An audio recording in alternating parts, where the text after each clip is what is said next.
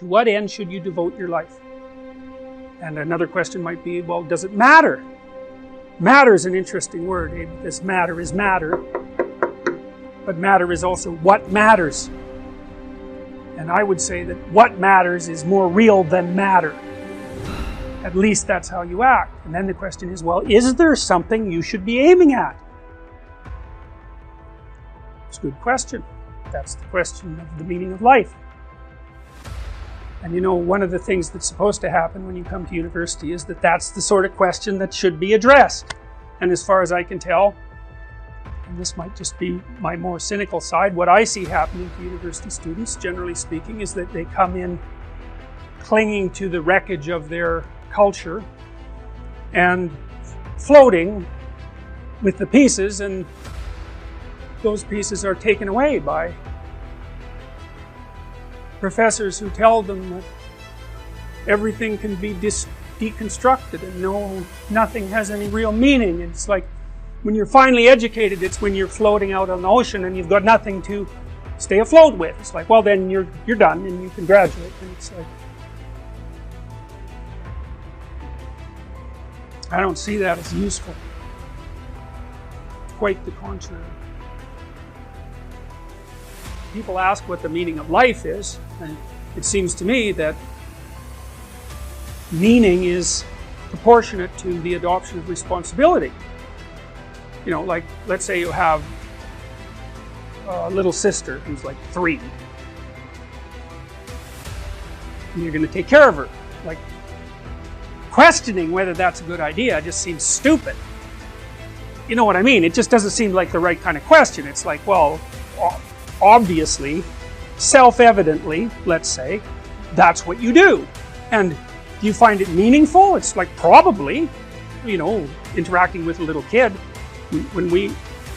When I had little kids, you know, when they were like 2 or under, we took them out to see their relatives, and they were older people, and you know, they watched that 2-year-old like it was a fire. You know, every second that little kid was in the room, every single adult was focused on him or her. That's something that people attend to, and that's a source of meaning. And what else is meaningful? Well, your family relationships are meaningful to you, and maybe the responsibility that you adopt as a friend, that seems meaningful. Maybe your decision to pursue a particular career and be of some utility in society. You know, part of that's governed by your desire to establish some security and get ahead. It's fine, but you're also playing an integral role in the maintenance of the structure that supports you. And my observation has been that in my clinical practice is that people just have a hell of a time if they don't slot in somewhere. You think, I got to go to work at 9 in the morning, and I've got this rigid schedule. It's like, it's probably a good idea to be grateful for that, because what I've noticed is that if people pull out from those externally scaffolded systems, they drift. They get depressed, they get anxious, they don't know what to do with themselves. They're kind of like sled dogs with no sled. And we're kind of like sled dogs, as far as I can tell, beasts of burden. Like, we need a load, man. We need a load. And the question is, what sort of load do we need? Here's why I think we need that. I've been thinking about how to figure out what's real for a long time. And because I'm an existentialist, I'm operating under the presupposition that you can tell what people believe by watching how they act. I don't care what they say. I don't care what their statements are about their view of reality. Because the relationship between that and their actual actions is certainly not perfect, and sometimes doesn't even exist. One thing I've noticed is that no one argues with their own pain. Everyone who hurts acts as if they believe that pain is real. So we could say the ultimate reality is pain. That's how people act. It's in keeping with the claims of many religious traditions. The Jews are always recollecting past pain. I mean, the Christian God is a crucified person. I mean, there's a fair bit of pain there. For the Buddhists, the fundamental maxim is that life is suffering. And it seems to me that there's a metaphysical claim there. The metaphysical claim, but people act as if their pain is real. Now, that poses a problem. Life is a pain. Life is suffering, let's say. And why is that? Well, it's because you can be broken, hurt, and destroyed. And so, that seems pretty self-evident. And worse, you know it. And that makes people unique. Like, that's our self-consciousness, right? That's really what separates us in some sense from other creatures.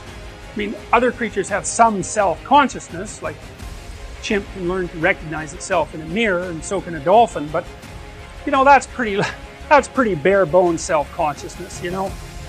Real self-consciousness is the knowledge of your borders, and not only in space, but in time.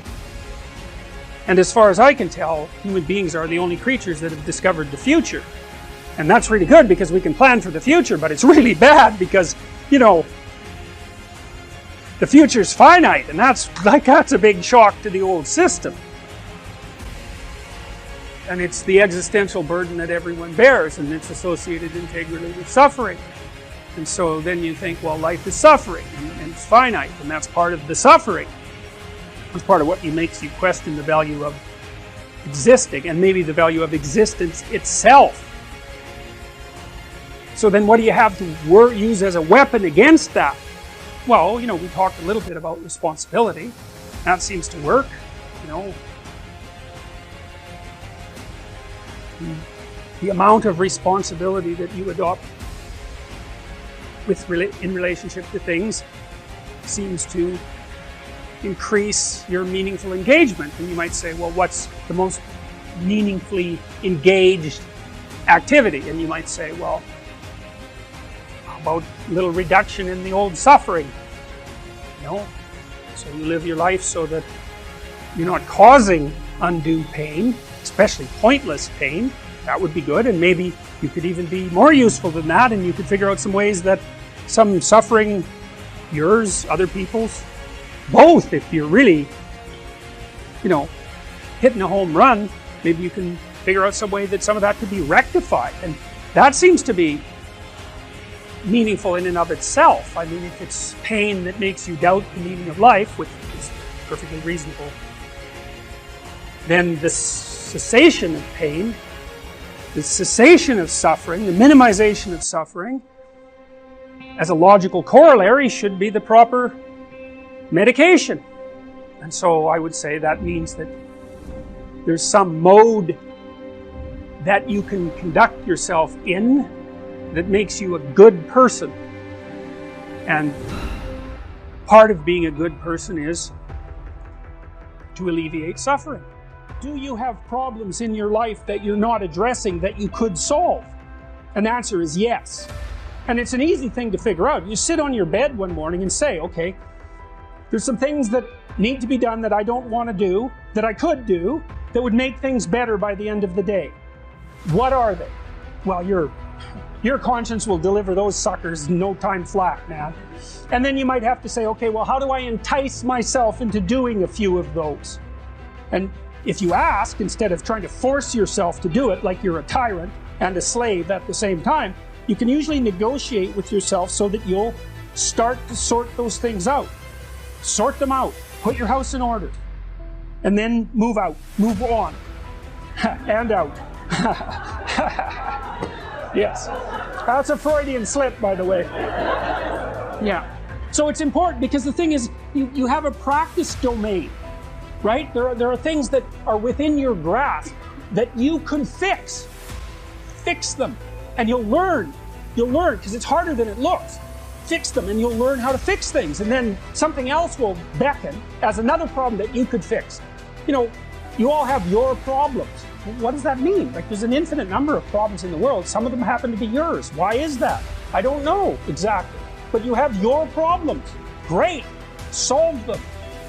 You know, one of the things I learned as a therapist, every therapist has to learn this, is because one of the things you wonder when you're first starting to be a clinician is how do you not take the catastrophes of your clients home with you? And the answer to that is because it's immoral to. They're not your problems. They're their problems.